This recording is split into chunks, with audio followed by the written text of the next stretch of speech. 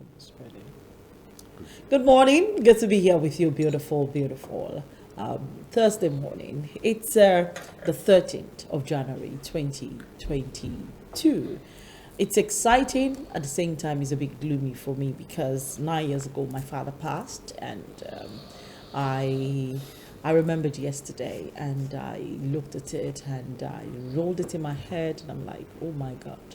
It's been 9 years of missing that enigma, that human, description of God that was in my life as a little girl, all the way till adolescence, all the way till becoming an adult.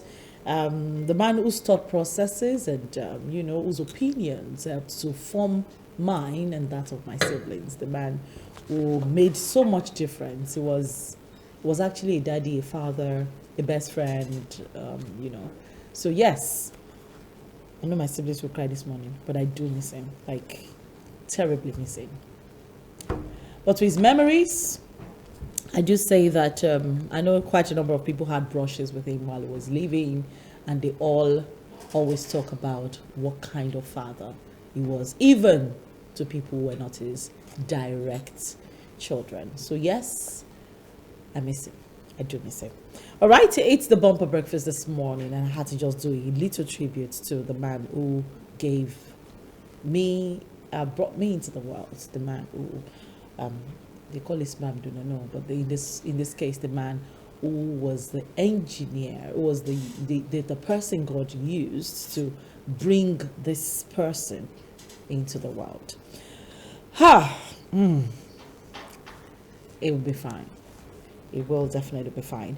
I have Mr. Fatuke joining me on the bumper breakfast table this morning. Mr. Akin Fatuke is a regular on the show. He is, an elder statesman. He's an accountant by profession, and is one of the few set of people that I have the rare privilege, and I think I should call it that, the rare privilege to call daddy, because daddy after daddy. Some people just come into your life and, occupy a space and then fit into that space. They don't just get the title, they get to own the title and display the virtues associated with the title. Good morning, Mr. Fatuke, this morning. Thank you very much, Tomi Singh. I agree with you absolutely. That's a rare privilege to sit with you on a regular basis, and I hope I will not be breaking any rules. To also say that this is not the only place I visit in my regular intervention into public cultural life, television-wise and radio-wise, home and abroad. And I will be very frank to say that each time I come and I guest with you, I always see something that I take away with me by way of something just different. I also hope I will not be breaking some set protocols to also state that this is MITV, and I know that, like other television channels, Stations, yes. there will always be your challenges from the environment, challenges from internal, and challenges from elsewhere. I also happen to know, looking at you, for elders and for people who have a third eye, will be able to discern what I am saying, that I'm very sure that, like myself, you have challenges yourself. Yes. But day in, day out, you come, you inspire. I know I'm not taking your permission to say this, but I see young ladies surrounding you, and I always ask, what are these people doing? And you say, you coach them, you mentor them. I always see happiness with them. I am sure you're not paying them gold, silver, or bronze, but they're always there, going out there to show community reports. I think that is good for you. And my prayer is that the Almighty God, in its infinite mercies, will reward you because I think you are such tremendous mentor. To your dad that you are remembering today, there is the psychoanalytical concept called the Oedipus complex. Oedipus complex, Oedipus complex. The Oedipus complex is a situation where a female child so very much attached to the father and vice versa. So the male, the son, is very close and attached to. I see the Oedipus complex here. For you to make those statements that you made, I think it's a challenge to a lot of us. Hopefully, a lot of men will be watching here. How many of us will, in the course of time, after we are departed, or even while we are living, that our daughters, far away from us, will be able to make the kind of statement that she's made? I think it's a challenge. I am not going to be a pretender. It is not something that you find very often. She will come on, and then of course she will cry her eyes out, whatever it is, and then she will not be proud to bring it on national television. You have done a great thing to the memory of your dad. For your siblings, I think they should be proud of you. For your mom, I pray that the Almighty God will continue to bless you. Thank you very much. Good morning, our listeners. It's nice to be here. Finally, the front page story of the Guardian newspaper this morning is very interesting. Nigerians, pick up your phones like I will do this morning. Sign into your Twitter as the federal government has lifted Twitter ban after 222 days, 546.5 billion naira economic losses. Wow. Seriously, it's a wow. Stakeholders are divided, say the federal government should not gag the platform. ECOWAS court plans to deliver judgment next week. We never left Twitter. Nigerians are telling the federal government, we never left Twitter.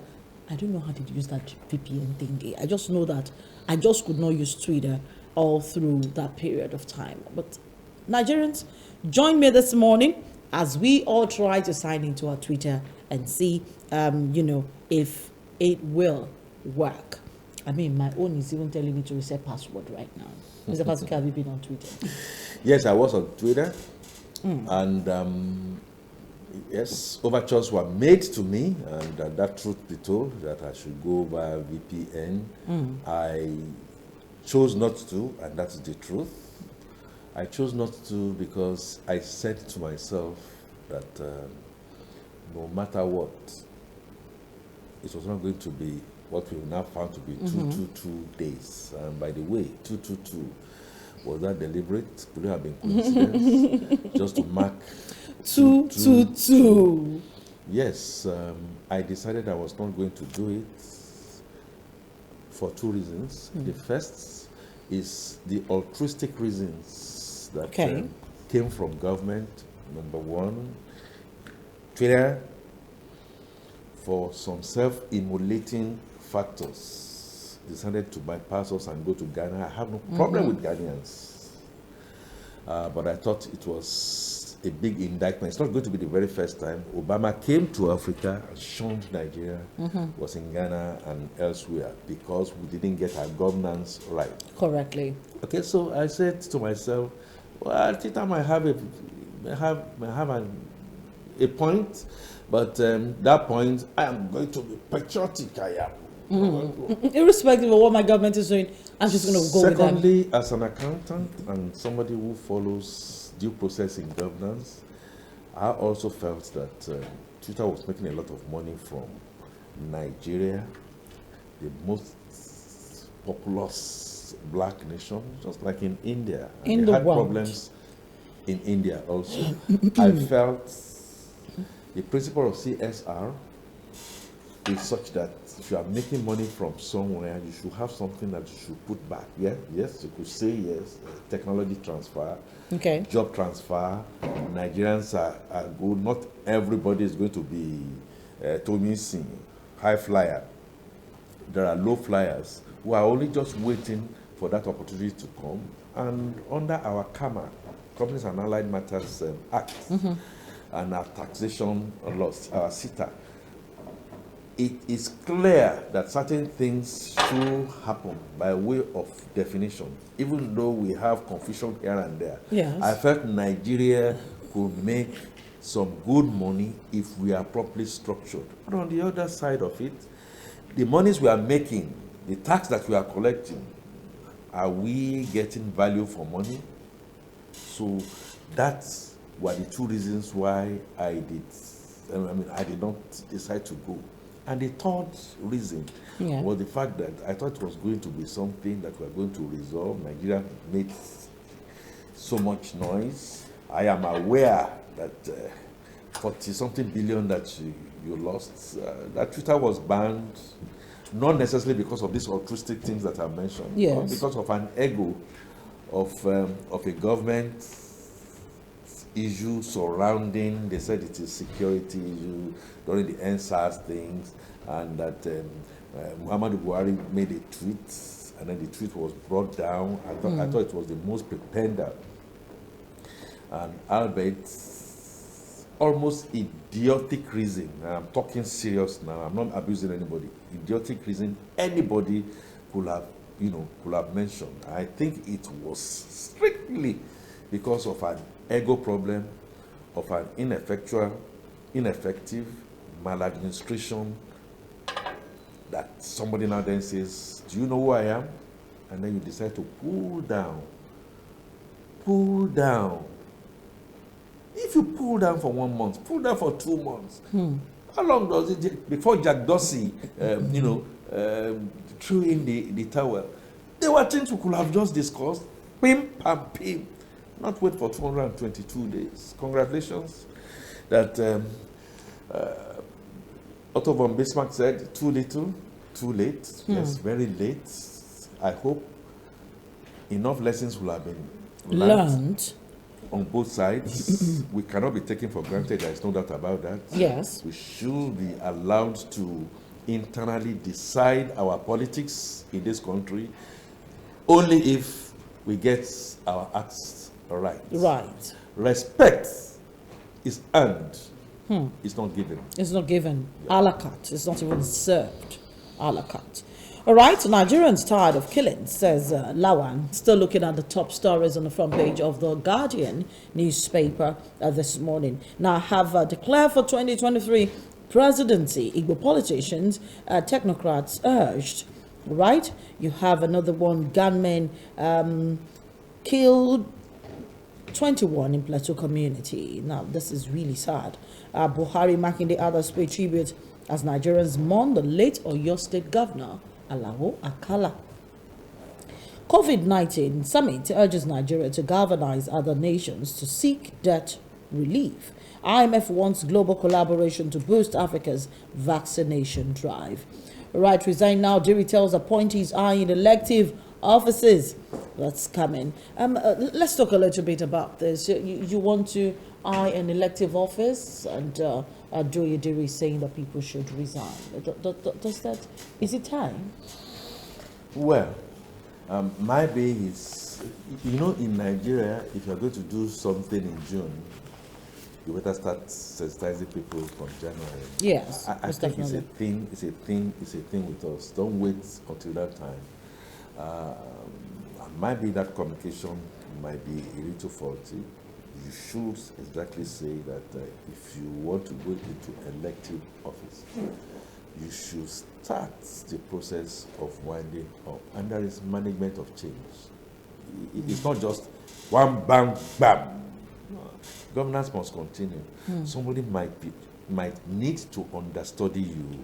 Okay, it may not necessarily be your subordinates. Government might need to adjust a couple of things. Management of information process is such that it must be that you are with sensitive information. You are committed to doing that. But it should not be something that at the end of the day you now then say with a kind of decree.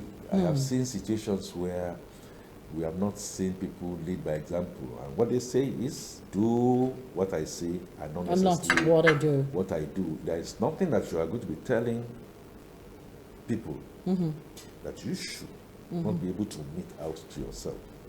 Pure and simple. The Nation newspaper, where we go next this morning, and it's all about bandits. I find it difficult to understand why you're saying bandits here, because the federal government has finally, released the gazette that says the bandits are now terrorists and they should be referred to as such. Bandits kill 51, burn houses in attacks on communities, many fed kidnapped on Abuja-Kaduna Highway. Defense Minister in Zamfara. President orders sustained military onslaught. Lawan, Nigerians want action, not excuses. 14 of bodies of 34 persons killed in Niger's Nakuna and Wurukuchi communities were found in bushes and farms. The gunmen struck communities in Niger and Plateau State, killing about 51 residents of these various communities before fleeing unchallenged. There's no point using the word fleeing, because before leaving the scene of the massacre, they were unchallenged. That's the point there. 14 of them were said to be members of 2 different families. 14 of the people were killed. 17 others were killed in Anja, Bassa local government area of Plateau State by the gunmen, who also set many houses ablaze. Now, other reports also emerged that traders were kidnapped along the Benin-Gwari-Kaduna Highway. The attacks in Niger and Plateau were confirmed by the police commissioner on Monday. Couriers and Operation Safe Haven commander Major General I.S. Ali, they did not dispute the figures. If there is any scorecard that we have in the present regime of retired General Muhammadu Buhari, that is crimson. They say crimson is red. Whoever gave that synonym perhaps was looking for something much more deep. By way of failure, it is the lack of capacity and the will, the sense, both common and intense, to secure lives and property. The regime has failed woefully. Nigeria, by extension, has also failed woefully. But there's absolutely nothing that is happening within the last 6-7 years that didn't have a root cause on the way and manner we have administered population, out of children, school children, the Almajiri system, our corruption, lack of doing what we need to do, what we need to do. You said you are surprised that the banners are still talking about bandits. It therefore means, by my own reading and reckoning, that yes, it's true. Legally speaking, you call them terrorists. They have not only infiltrated, you still, in my mind, are treating them with relative kid gloves. I give it to the president and the military onslaught. But don't forget, as the military onslaught is happening in certain parts, they are finding their way down to some other parts. Do we have a comprehensive strategy to really cope? And the only comprehensive strategy that they can use to cope, again, is a low-hanging fruit. And what is it? We must restructure. Whether the police system, whether the Nigerian system, we must get back to restructuring. So all this talk about, I don't believe in state police. I don't know if that is the answer per se. I don't believe in restructuring. Nigeria is united, is unified. For as long as we continually say that, means that we are really not careful. And may I just say this? I'm not scaring anybody. When Boko Haram started, I remember kids and king in the south kept on pointing a finger and saying, it's happening out there. Enough is happening out there. A lot of intelligence, security was saying, this thing is going to percolate. It's going to And then we had the herdsmen, all this all going. So a lot of the things that is happening in the north, we will be kidding ourselves. It's happening already in Ondo, it's happening in Ogun. Even the Center of Excellence, Lagos, that this is coming gradual by gradual, as somebody will say. Gradually it's coming, and nothing is going to be said about it. What I find irksome, IRKSOM, Yes. what I find irksome is a situation where governors don't feel it. We still are smiling, and people are dying on a regular daily basis. And which brings me, Mr. Fatunke, to the fact that I must celebrate this governor. I usually talk about him a lot. Professor Babagana Zulum, Umara Zulum. Yesterday, he signed the Child's Right Act into law. I think that was yesterday or 2 days ago. And that's one thing that we've been looking for, the Child Rights Act being domesticated across the states of the Federation. So yes, thank you very much. Thank you for doing that great feat. But now, he's been raising alarm for quite a while. Boko Haram is still here, Now he's talking about ISWAP increasing presence in Borno State. He spoke to the Senate Committee on Army, headed by Senator Muhammad Ali Ndume, who I know has been making a whole lot of noise in the Senate chambers about insecurity and why it needs to be dealt with decisively. This is one governor who has said he will continue to talk about it. Now, I want to quote him exactly what he said. We do hope that you will interface with the hierarchy of the Nigerian army with a view to addressing the grey areas that have been in existence in our dear state. I'm pleased to inform you that the government and the people of Borno State have started witnessing a gradual return of peace. And this is the first time I have been making such a statement whenever I receive any Senate or national delegation on army and security matters, because I have no gainsaying the wrong things. Now, he has been in the struggle, so we have been in the struggle for 11 years, and the thank the Almighty Allah for relative peace that they are enjoying now. However, there is increasing presence of ISWAP terrorists in the state, especially in southern Borno and parts of northern Borno State. Clearly, let's situate it. If there is any state, if another set of people who then, now, and looks like in the future will blindly give President Muhammadu Buhari support, it is Borno State.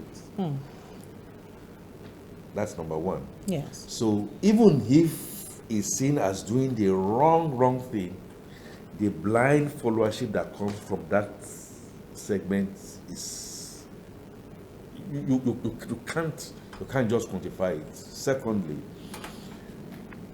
Professor Zulum, like you rightly have said,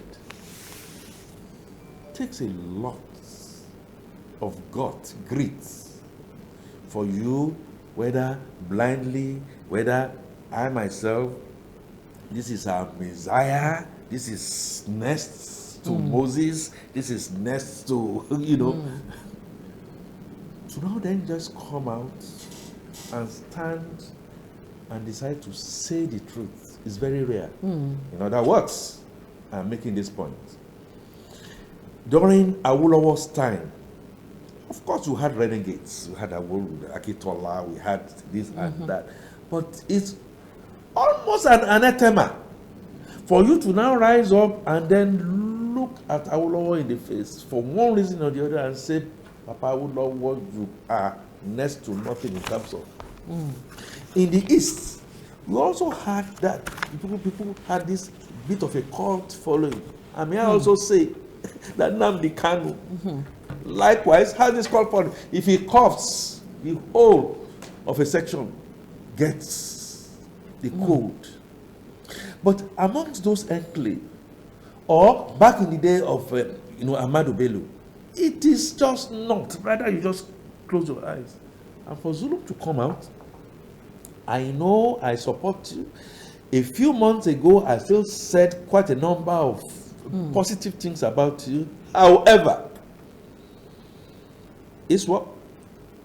2 local government areas not two, just two cities, two local government areas out of 772 that we have. Remember, we lost to Bagasi. Yeah. We don't know the money they allocate. But we keep hearing. Allocation is still that's going something to. we still need to talk about.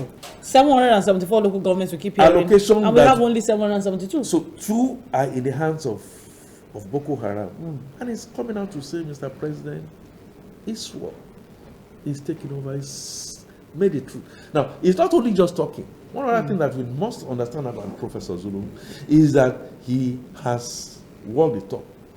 Quite a number of times will have been killed. He got out in there.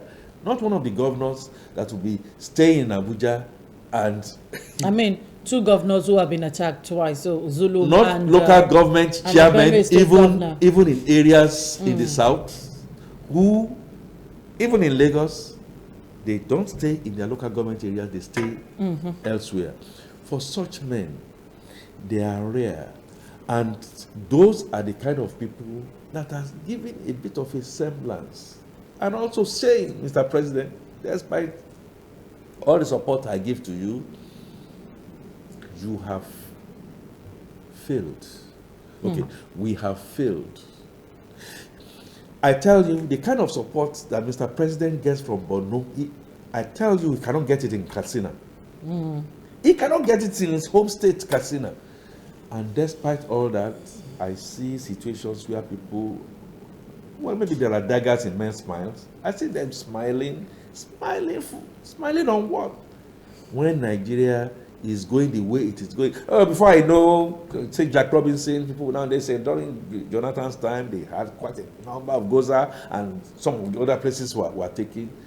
But if just one is taken under your nose, it's more than a sign of terrible failure. On security, lives and property, to be able to attract the desired foreign investments into Nigeria under the guise of corruption and under the guise of I've tried my best, I think the jury is out. We haven't done well, and I just pray that as Zulum has mentioned that, and as Ndume has continually shouted for times that he cannot go to his local government for the better part of his stewardship in the Senate. I imagine what the Holy Poly, the people out there, will be facing. Great angst, tears, blood, sorrow. And may the Lord, in his infinite mercy, give us men and women who will be able to rise up to the occasion and do this. And they are low-hanging fruits. I just told you. Yeah, low-hanging fruits. It's not by saying Abuja and say certain things will not happen and all that. You're smiling. People are coming to you to come and declare here and there, and you think that is governance. You are smoking when your Rome or your Nigeria is burning, like Nehru. Most unfortunate. Yes, we've been taking a look at the stories in the papers, and coming up next is Community Report. Let me take a very tiny break. We'll be back with a first video, and we're focusing on Ayetoro Budo. We looked at the community, and then members of the community sent me a video of what happened November 15th, 2021 to their road. This video will shock you, but I want you to see the before. That's the current state of their drainages and all that, and then you now see what the road looks like when a little bit of rain falls.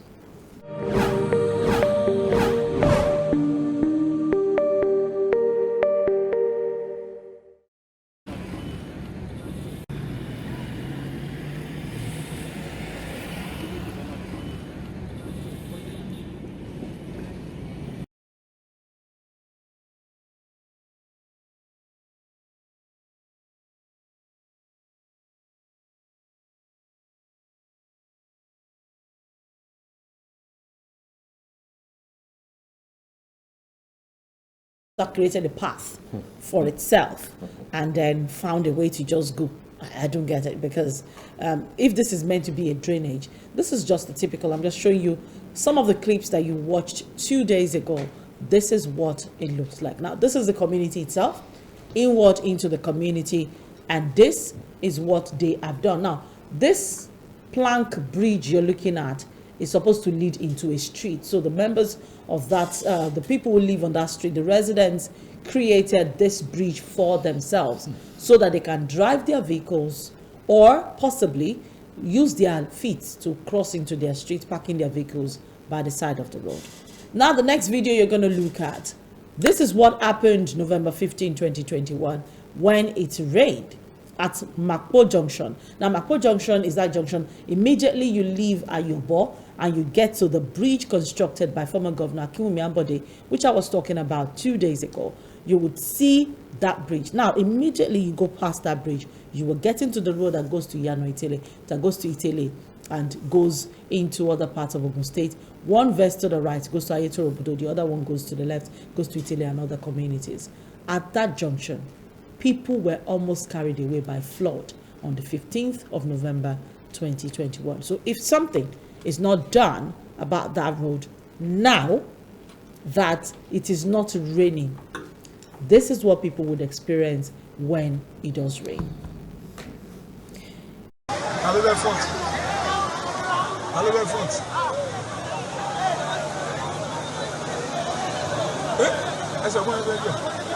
Àní màmá yẹn ṣe ní Ọlọ́run ló ní kó tètè gbé.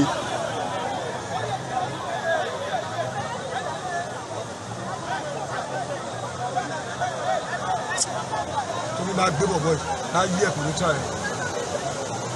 Bàbá ẹ bá wa pòsì ẹ̀ sí gómìnà wa. Ọlọ́run jẹ́ kí wọ́n gbọ́. Pẹ̀lú eléyìí kọjá bẹ́ẹ̀ o. ṣe rí. Mo láìkí wo ẹ wà bí o tó bá ti ṣẹ́tù pẹ́ lọ. A ti tó 2.5 hours níbi. A day's rain. A majority of the people in that community had to stay for at least 2 hours inside of this water. They could not move. The person who took this video was in his vehicle coming out of Ayetoro, going to Ayobo, but they still could not move. Now, this is how they move. They have to hold one another tightly so that nobody goes with the water. This is Ogun State, but this is just behind Lagos. As a matter of fact, just 1 minute from Lagos. A minute. I really wonder, in a situation where we do not even know how many we are, take a census, apart from the fact that you have 4 children, 5 children, and you know what you have. How can anybody prove to me, from what you just showed, that lives that cannot be accounted for were not lost? I could see the huddle. I could see people.